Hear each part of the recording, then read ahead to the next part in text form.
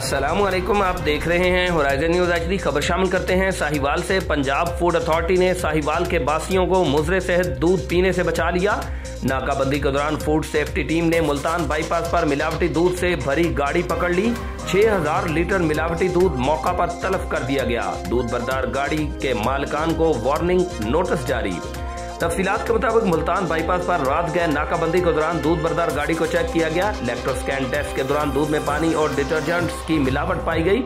मुजरे से दूध गाड़ी नंबर LES 7873 में सप्लाई किया जा रहा था। हजारों लीटर मिलावटी दूध खानेवाल से साहिवाल शहर भर में मिल्क शॉप्स पर सप्लाई किया जाना था। दूध का मयार बेहतर बनाने के लिए मालिकान को वार्निंग नोटिस जारी कर दिया गया। इस मौका पर DG फूड अथॉरिटी मुदस्सर रियाज मलिक का कहना था कि मिलावटी दूध के इस्तेमाल से हैजा, पेट दर्द और गुर्दों की बीमारियां जन्म लेती हैं।